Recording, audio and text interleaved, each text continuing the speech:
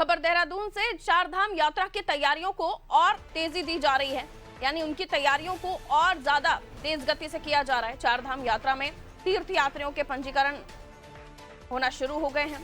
Registration करने वाले श्रद्धालुओं में उत्साह देखा जा रहा है। पहले दिन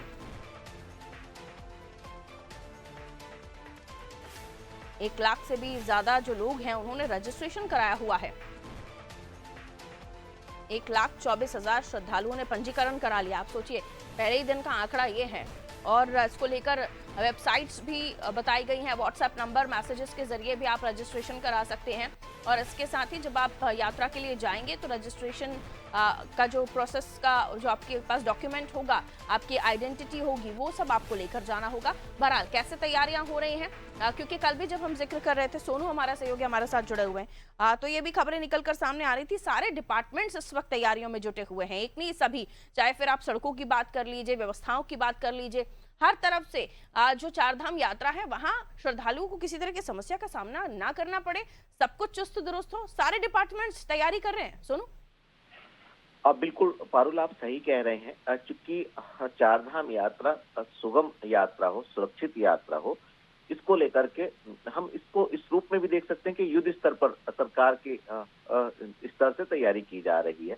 सरकार का उद्देश्य यही है। सरकार बार बार इस बात को, मुख्यमंत्री भी सार्वजनिक मंचों से बयां कर रहे हैं कि जो श्रद्धालु बड़े मनोभाव के साथ देवभूमि उत्तराखंड में तीर्थ यात्रा करने के लिए पहुंचते हैं, उनकी जो सुरक्षा है वो सरकार की सर्वोच्च प्राथमिकताओं में शुमार है।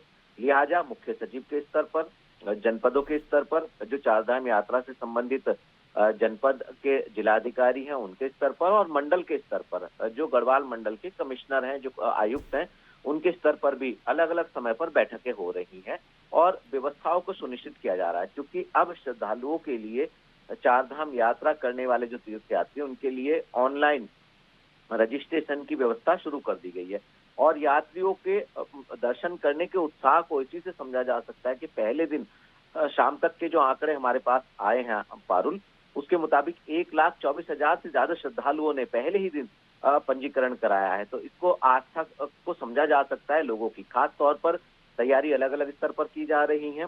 स्वास्थ्य विभाग सहित तमाम जो संबंधित विभागीय अधिकारी हैं वो लगातार इस कवायद में जुटे हैं। धर्म संस्कृति विभाग है, पर्यटन विभाग है और अन्य तकरीबन 25 से ज्यादा ऐसे विभाग हैं जिनको निर्देशित किया गया है। क्योंकि मुख्यमंत्री भी 2 बार समीक्षा बैठक कर चुके हैं और दिशा निर्देश दे चुके हैं। ऐसे में अब जब ऑनलाइन पंजीकरण की प्रक्रिया शुरू कर दी गई है, इस बार ये भी बदलाव किया जा रहा है पारुल के ऑफलाइन पंजीकरण के भी काउंटर लगाए जाएंगे और 24x7 इस व्यवस्था को सुचारू किया जाएगा, ताकि जो भी श्रद्धालु दर्शन करने के लिए उत्तराखंड पहुंचेंगे उनको दर्शनों से वंचित न रखा जाए। इस व्यवस्था पर भी फोकस किया जा रहा है। पिछली बार कुछ इस तरह की सूचनाएं सामने आई थी कि कुछ श्रद्धालु जो है वो दर्शन नहीं कर पाए थे। ऐसे में पिछली बार जो यात्रा हुई थी उसके अनुभव के आधार पर व्यवस्थाओं में बदलाव किया जा रहा है और माना ही जा रहा है कि इस बार जो है पिछली बार की तुलना में बड़ी संख्या में श्रद्धालु